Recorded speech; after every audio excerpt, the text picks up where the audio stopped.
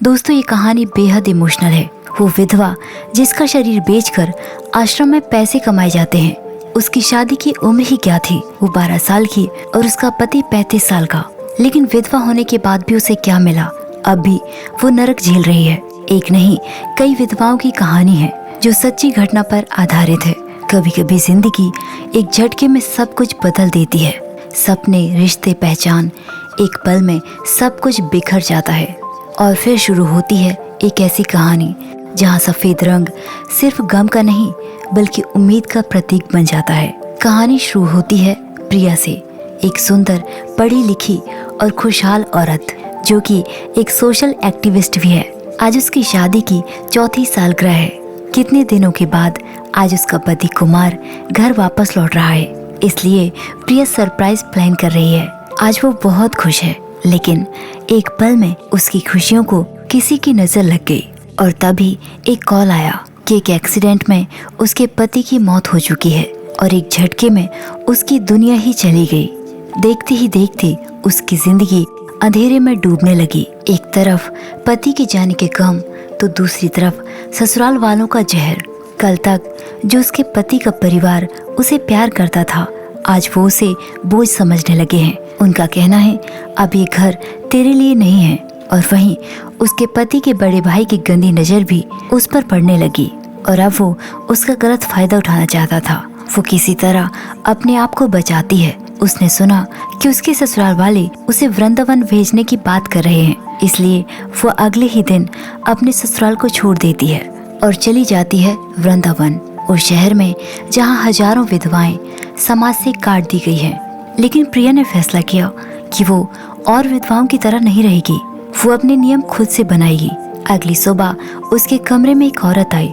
प्रिया ने उससे उसका नाम पूछा, लेकिन नाम बताने में वो थोड़ा हिचक रही थी।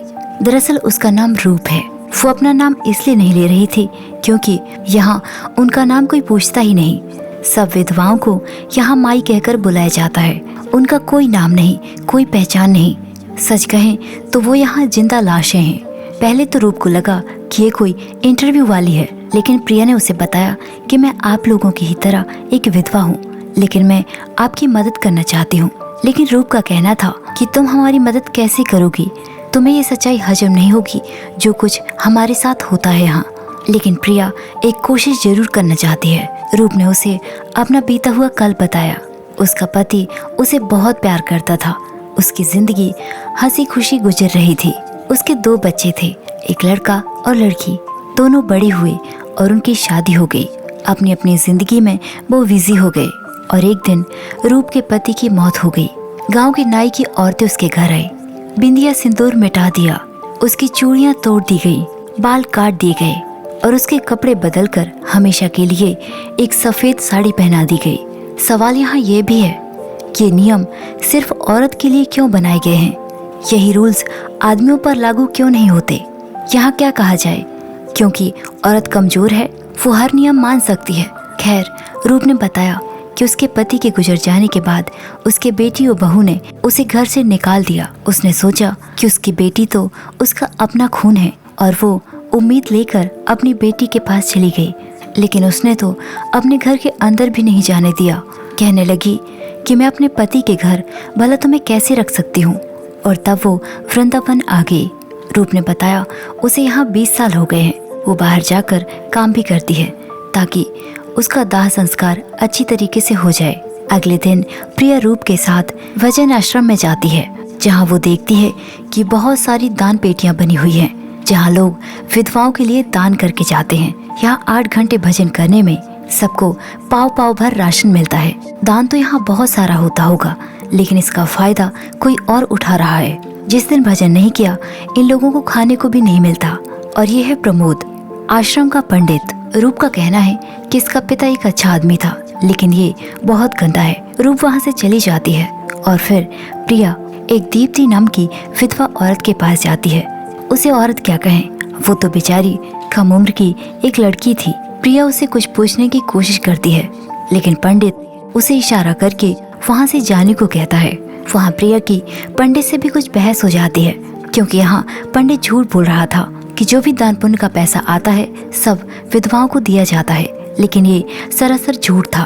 वहाँ से प्रिया रूप के कमरे में जाती है और रूप ही एक ऐसी औरत है जो आश्रम के टुकड़ों पर नहीं पलती।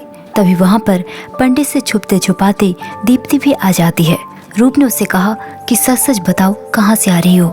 दीप्ति ने रोते हुए बताया कि वो जो पंडित है वो दीप्ति का शरीर बेचकर पैसा कमाता है। दरअसल जब से उसकी शादी हुई वो यही सब सह रही है।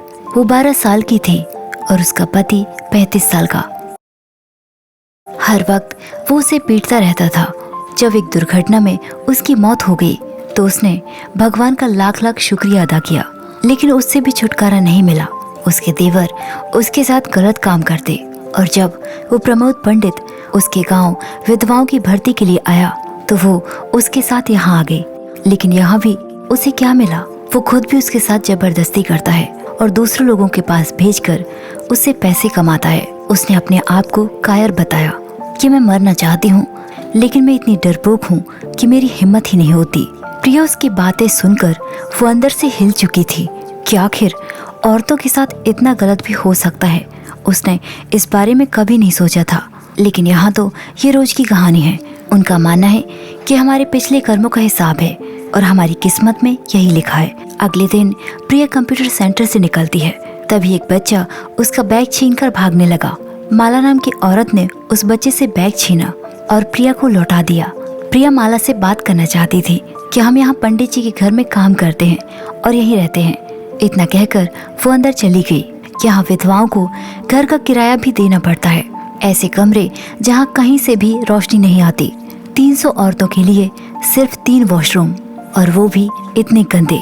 यहाँ रूप ने बताया कि तुम पढ़ी लिखी हो, इसलिए तुम्हें यहाँ से आजाद होना आसान लगता है, लेकिन गरीब लड़की के माँ बाप अपना बोझ हल्का करने के लिए उसकी शादी कम उम्र में ही कर देते हैं और यदि वो विधवा हो जाए तो उसके पति की मौत का जिम्मेदार भी उसे ही ठहरा दिया जाता है। बस यहाँ रहने वाली विधवाएं अपनी मुक्ति चाहती हैं, कोई खुश रहकर जिंदगी जीना नहीं चाहता। अगले दिन प्रिया फिर से माला के पास जाती है, ये कहने के लिए कि मैं तुमसे जरूरी बात करना चाहती हूँ। कल 3 बजे चाय की दुकान पर जरूर आ जाना। और उसी जगह पर उसने दीप्ति को भी बुलाया। दरअसल उसने उन्हें यहाँ इसलिए बुलाया है ताकि वो यहाँ रहने वाली विधवाओं की मदद कर सके। उसने यहाँ जो कुछ भी हो रहा है सबकी जानकारी इकट्ठी कर रही है और अपने कुछ दोस्तों को इस बारे में ईमेल भी भेजा है। सबसे पहले वो खुद से ही शुरुआत करेंगी। माला को बहुत अच्छी पेंटिंग्स बनानी आती है और वहीं दीप्ति टोकरी बना लेती है। इन्हीं को बेचकर हम सबसे पहले पैसे कमाएंगे और इसी काम से हम दूसरी औरतों को भी मोटिवेट करेंगे। हम एक ऐसा स्कूल बनाएंगे जहाँ विधवाएं अपनी कला दिखा सकें, अपना हुनर दिखाने का उन्हें मौका मिले। प्रिया ने उन्हें पेंशन के बारे में भी बताया, क्योंकि जो उनका हक है उन्हें मिलना चाहिए। और अगली सुबह वो उन तीनों को लेकर तहसील ऑफिस जाती है, जहाँ पर वो उनकी पेंशन के लिए अप्लाई कर देती है। लेकिन वहाँ कुछ अच्छा रिस्पॉन्स नहीं मिल रहा था। उस मैडम ने कहा कि साइड पर फॉर्म रख दो। इस बात पर प्रिया को गुस्सा आ गया। उसने कहा कि आप लोग यही सब करते हैं। यदि कोई मजबूर औरत फॉर्म भरने आती भी है तो आप उसका फॉर्म साइड पर रख देते हैं। उसकी बातें सुनकर वो फॉर्म सबमिट कर लेती है। अपनी किस्मत खराब है, यही सोचकर हार मानकर नहीं बैठना चाहिए। कभी कभी सर उठाकर नजरें मिलाकर अपनी किस्मत से मुकाबला करना पड़ता है। आज रूप, माला, दीप्ति पहली बार इतनी खुश थी। माला ने बताया कि जब वो 10वीं क्लास में थी तब उसकी शादी कर दी गई थी। उसकी सास शुरू से ही उसे पसंद नहीं करती थी, क्योंकि वो अपने साथ ज्यादा दहेज लेकर नहीं गई थी और उसका पति पूरी तरह से अपनी माँ के कहने पर था। उसकी सास उसे मारती पीटती और उसका पति बस देखता रहता। शादी के 2 साल हो गए थे। जब कोई बच्चा न हुआ तो उसकी सास ने उसे कोसना शुरू कर दिया। तब गुस्से में माला ने अपनी सास से कह दिया कि आपका बेटा ही मेरे साथ रहना नहीं चाहता। लेकिन उसकी सास ने कहा कि तुम झूठ बोल रही हो और मिट्टी का तेल डालकर माला पर आग लगा दी। जब पुलिस आई तो उसने कह दिया कि स्टोव फट गया था और जब माला चलने फिरने लायक हो गई तो यहाँ भागकर चली आई। एक ऐसी विधवा जिसकी शादी तो हुई लेकिन पति कभी था ही नहीं। और कुछ दिन के बाद उन तीनों का पेंशन कार्ड भी आ गया। उन्हें यकीन ही नहीं हो रहा था कि ये काम इतनी जल्दी हो गया और वो उन तीनों को लेकर एक घर में जाती है। उसने बताया कि यही अब से हमारा आश्रम होगा, थोड़ी सी साफ सफाई की जरूरत है और ये घर नए जैसे चमक उठेगा। इस बात को सुनकर वो तीनों इमोशनल हो जाती है और जबरदस्ती अपना पेंशन का कार्ड प्रिया को दे देती है कि हम भी तुम्हारी मदद करना चाहते हैं। आज तक हमारे फैसले कोई और लेते आ रहा है, लेकिन अब से हमारी जिंदगी के फैसले हम खुद लेंगे। और इस तरह वो सभी मिलकर आश्रम को तैयार करने लग जाते हैं। अगले दिन वहाँ पर डॉक्टर विक्रम आते हैं। उसने बताया कि आपकी डॉक्टर ने मुझे यहाँ भेजा है आपकी मदद के लिए। और फिर वो सबके टेस्ट लेता है और तब उसे पता चलता है कि माला 3 मंथ्स प्रेग्नेंट है। और ये बात हैरान कर देने वाली थी। एक विधवा जिसकी बिना इजाजत के ये सब हो रहा था। और फिर कुछ दिन के बाद प्रिया का इंटरव्यू होता है, जहाँ वो बहस के दौरान विधवाओं के सपोर्ट में बहुत सारी बातें बोलती है। हमारे समाज की कुछ रचना ही ऐसी बनी है कि सारी सामाजिक और आर्थिक ताकतें मर्दों के हाथ में हैं। विधवाओं के साथ आश्रम के नाम पर उन्हें कैद करके रखा गया है और जब मर्जी चाहो उनके साथ कुछ भी कर लो। लेकिन मिस्टर लाल प्रिया की बातों से एग्री नहीं करता। प्रिया का कहना था कि हमारा धर्म विधवाओं के साथ दुर्व्यवहार का हक नहीं देता, लेकिन हमारे समाज में ये दुर्व्यवहार लगातार हो रहा है। लेकिन अगले ही दिन प्रिया को कुछ लोग धमकी देते हैं कि यदि तूने विधवाओं के सपोर्ट में कुछ बोला तो तुझे जान से मार दिया जाएगा। लेकिन इन सब चीजों को छोड़कर प्रिया अपने काम पर ध्यान देती है और लगातार वो विधवाओं को शिक्षित करने का काम कर रही थी। वहीं माला ने प्रिया को बताया कि कल मैं और पुजारी जी मथुरा जा रहे हैं, 2 दिन में हम वापस आ जाएंगे। लेकिन प्रिया के मन में माला के लिए अजीब सा डर था। 3-4 दिन बीत गए, ना ही प्रिया के पास माला आई और ना ही दीप्ति। इसलिए वो उनसे मिलने के लिए वहाँ पर जाती है। लेकिन माला घर पर नहीं थी और पंडित ने दीप्ति से मिलने नहीं दिया। वहीं दूसरी तरफ विक्रम को माला मिल जाती है, लेकिन बहुत बुरी हालत में उसकी ब्लीडिंग हो रही थी। दरअसल उसने अबॉर्शन वाली दवा खा ली थी या फिर उसे खिला दी गई थी। इससे पहले कि माला प्रिया को कुछ बताती, उसकी मौत हो जाती है। प्रिया ने माला को तो खो दिया, लेकिन अब वो दीप्ति को खोना नहीं चाहती।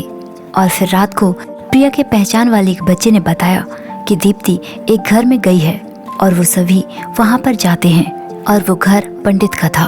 विक्रम सबसे पहले पुलिस को बुलाने जाता है, लेकिन अंदर से चीखने चिल्लाने की आवाजें आ रही थी। प्रिया से रहा ना गया और वो रूप को लेकर अंदर चली जाती है, जहाँ पर 2 आदमी शराब पी रहे थे और पंडित दीप्ति को पीट रहा था। प्रिया वहाँ जाकर पंडित को रोकती है और उसे एक जोरदार थप्पड़ लगाती है और पंडित को बहुत ज्यादा पीटती है। और तभी वहाँ पर पुलिस आ जाती है, लेकिन वो आदमी और साथ में पंडित वहाँ से भाग जाता है और अब पुलिस उसके पीछे थी। तभी अचानक रूप की तबीयत खराब होने लगी। वो प्रिया की गोद में लेट जाती है और उसी वक्त उसकी मौत हो जाती है। यहाँ से हम कुछ दिन बाद का सीन देखते हैं, जहाँ प्रिया दीप्ति को लेकर उसके माता पिता से मिलवाने लेकर जाती है और तभी बस स्टैंड में पंडित के ऊपर कोई बस चढ़ा देता है और उसकी वहीं पर मौत हो जाती है। इतने सालों बाद दीप्ति अपने माता पिता से मिलकर बहुत खुश थी, लेकिन उसने प्रिया के साथ रहने का ही फैसला किया और प्रिया ने इस आश्रम का नाम रखा रूपमाला। कहानी के आखिर में प्रिया कहती है, हम विधवा नहीं, जिंदा औरतें हैं। हमें रोने की नहीं, जीने की इजाजत चाहिए। और यही इस फिल्म का सबसे बड़ा संदेश है कि समाज को औरतों पर दया नहीं, बराबरी और सम्मान देना चाहिए। इसी के साथ ये कहानी यहीं पर खत्म हो जाती है। तो दोस्तों, ये थी हमारी आज की कहानी। इस कहानी के बारे में आपकी क्या राय है, कमेंट बॉक्स में कमेंट करके ज़रूर बताइए। और यदि आप हॉरर फैंटेसी मूवी देखने के शौकीन हैं तो आप हमारे दूसरे चैनल को सब्सक्राइब कर सकते हैं। Thanks for watching.